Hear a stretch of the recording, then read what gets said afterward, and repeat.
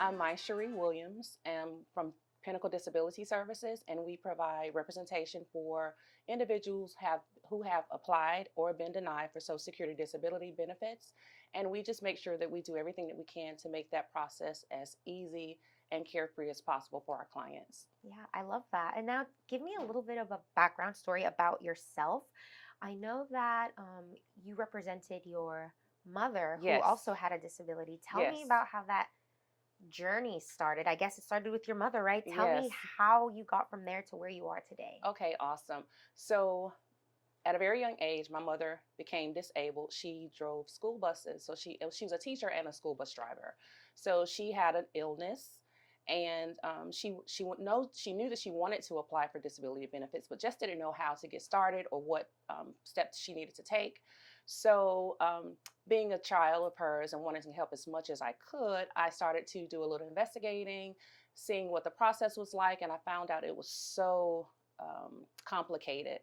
It wasn't something that someone can just readily pick up and begin to represent themselves. So I started helping her out with that process, and I saw a avenue to assist others. So I learned everything I could about Social Security benefits and how it affects people and what it means to them. If you're disabled, you have a life challenge, you don't know where to go, your income is low, you can't work, and things like that. So I just helped her out with that process. She got awarded. So it was a great outcome. And then from there, I started to help friends, family, neighbors, and just get the word out on disability benefits and how I could assist with making that process easy.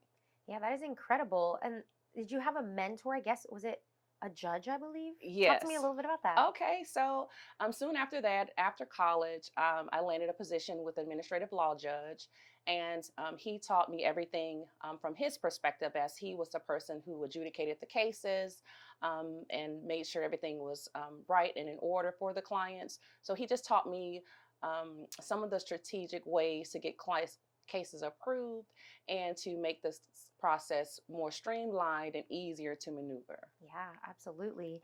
And now I'd like to ask you about the type of benefits that maybe perhaps some people aren't even aware of. Can you Okay. talk to me about what those benefits are? Sure. So the Social Security Administration administers two programs. One is SSI, and the other one is SSDI. And SSI is basically an income-based program.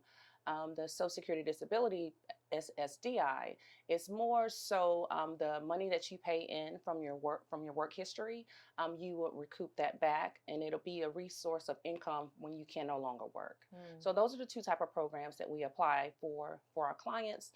And just based on their income or resources or work history, you can be approved for one, both, or one of the other. okay.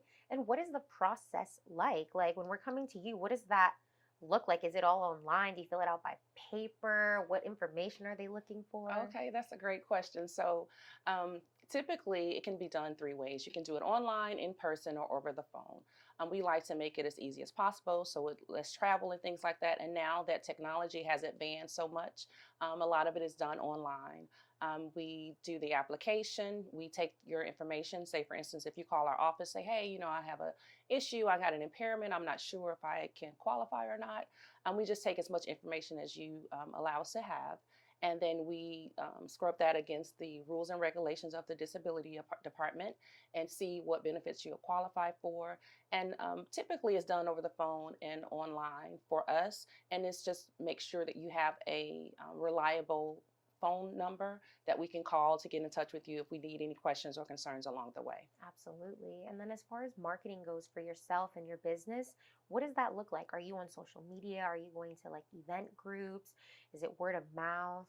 Talk to me about that. All of the above. Okay. So we have resources. We're on Facebook, we're on Instagram, and we're venturing out to YouTube. One of the podcasts here is one of those resources that we're depending on to get the word out. Yeah. As speaking with you, you are in the community as well. And so we have our website, which is www.mydisabilityexperts.com. And then our telephone number is 202-996-2550, where we can be contacted through those way. On social media, it's the same, mydisabilityexperts.com. Love that. And then to be represented, do they need an attorney? Would that be Yes. something that you would be able to help them with? Absolutely. So at Pinnacle Disability Services, we have attorneys and non attorneys. They're all certified with certificates and accolades from the Social Security Administration to practice. So coming to us, you will definitely get those benefits and the best resources that available to us. Nice. What have you noticed are some struggles or challenges for people when it comes to applying or just even asking for help? What are those common, I guess, struggles that Struggles. that you see? A lot of the struggles are just obtaining medical records. Everything has to be documented. A lot of times we're waiting for the doctors, the providers to dictate those medical records so that we can retrieve those. And it's just been a backlog. Unfortunately, since the pandemic, we're still feeling the raft of that, the backlog. Everything's held up. A lot of us are working from home. The office staffs have tremendously decreased. So a lot of the challenges is basically getting the documentations and putting them in order to present to get that decision. Yeah, absolutely. And then through your years of working in this industry, what have been some changes that you've noticed? Has it like improved? Has it gotten worse? Talk to me about that. The technical part of it has gotten worse with technology. Back years ago, everything was paper, everything was done on the phone and through the mail, snail mail as we used to call it. Snail mail, yep. Yes. So now with technology, we can do a lot of scanning, retrieving medical records that way. We also have what's called the hits, where we're able to get into the hospital systems, of course, with their approval and the HIPAA,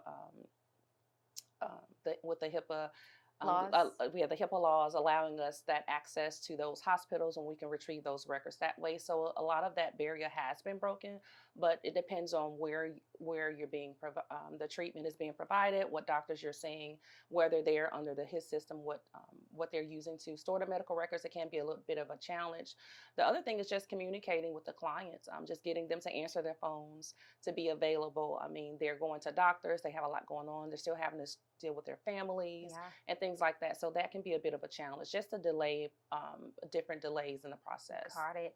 When people are coming, I guess if they know, I guess ahead of time, would it be better if they're just like collecting their medical records beforehand, like those really important ones? Yes, absolutely. So we do advise when you do go to your doctor's appointments, if you see your medical providers, make sure you ask them, hey, can I get a copy of this? Or can you write a statement pertaining to my disabilities Yeah. so that I can present that to the Social Security Administration? It does make it a lot easier if you have that statement from your doctor to say, hey, I have this impairment, this is how it affects me, this is why I can't work. It definitely helps a lot. Yeah, absolutely. And then I always hear about like Social Security and all this, and maybe I've heard wrong or not, but you correct me. But apparently it's gonna like go away, and like I guess millennials won't be able to see the benefits of that. What are your thoughts, or what's the word on that? The word on that is yes.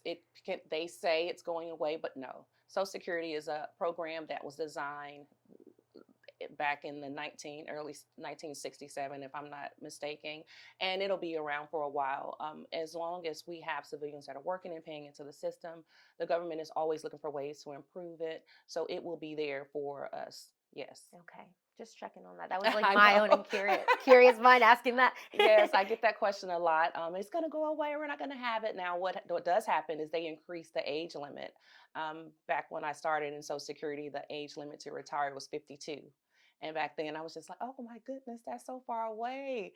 And now that I'm closer to there, it's like, okay, wait a minute. Yeah, right. So now it's actually moved up to 67. So you can see Ooh. how the benefits are there. Yeah. It's just you have to wait a little longer with your age to retire. Wow, 67. So basically 70, right? Exactly. Okay, From fine. 52 to 70 is like That's a what? big jump. Oh Absolutely. my So yes, gosh. the benefits will be there. It's just the age limits and different qualification requirements may change. Yeah, okay. And then what have been some common misconceptions when it comes to, I guess, your industry, whether it's through the client side or your industry side? Talk to me about those misconceptions and debunk some if you need to. Okay. Yeah. The biggest misconception that I've seen is someone saying, oh, I broke my leg, I can get disability. And it doesn't work that way. It definitely has to be an impairment that is expected to last for 12 months, or something that debilitating that you won't return to work. So it's not just like a broken arm, a broken finger, broke my nose, things like that. It has to be something where you're impaired and you can't perform any jobs at the sedentary level, which means a sitting job. When you're just sitting at a desk, you have to be unable to perform that type of work. Got So it. that's the biggest misconception. A lot of times, another one is if you stop working today. Um, I have, depending on the circumstances, they have other resources coming in, maybe a life insurance policy or something, where they go, oh, okay, I don't have to work right now. I won't apply for my disability, but they do have a disabling condition. And they wait after 5 years, and those benefits are no longer available. Mm. So once you decide that cannot return to work, your impairments are severe, go ahead and apply immediately. That way you're on track and you won't miss out on your disability benefits that you've worked so hard for. Yeah, absolutely. Good to know. And then, what are some things maybe you would like to share that I'm not touching on? Maybe about yourself, your business, anything. One of the things I just wanted to make sure that we do veterans benefits. So a lot of the veterans don't understand that they can get this Social Security disability as well as the VA benefits. I just encourage all the veterans to look into that. If they have, whether you have your 100% disability or 50% or 30%, it doesn't matter. It depends on your impairment. So make sure for the veterans out there to go ahead and look into that Social Security. Give us a call if you have any questions or concerns, or you're just not really unsure, just give us a call. Okay, love that. And then, as a business owner, how many team members do you have with you, and what have been some of the challenges? Right now we have 5. Um, Again, back to the pandemic, no one wants to come into the office. Everyone wants to work remote. So it's been a challenge because we do need face-to-face interactions with our clients. So it's just been a challenge on having someone come into the office. Right now we rotate. Luckily, I have 5, so we can rotate one person each day to be into the office. Yeah. But it's been becoming a challenge. Oh no. Everybody wants to go that one day a week, hybrid, and things like that. So that's been the main challenge so far. Yeah. Well, teamwork makes the dream work. So you Dream work, got to yes. work together, and not just one Absolutely. person doing it, right? Yes. Absolutely. And then, I'd like to ask you as my final question, do you have a quote or a saying that has inspired you in any way that maybe you would like to share with us? Whether it's been maybe something that someone said and you're like, wait a minute, that stood out. Okay. I have a few, but one that sticks out the most is always do your best and treat people the way you want to be treated. That's the Absolutely. one that just sticks to me, and I carry it. Actually, my second grade teacher said that before. She said, just always do your best and treat people how you want to be treated, no matter what the circumstance is. Just always give that out. Yes. Well, thank you so much for being on the Thank you for podcast. having me. It's Yeah. been such a pleasure speaking with you. Oh, thank you.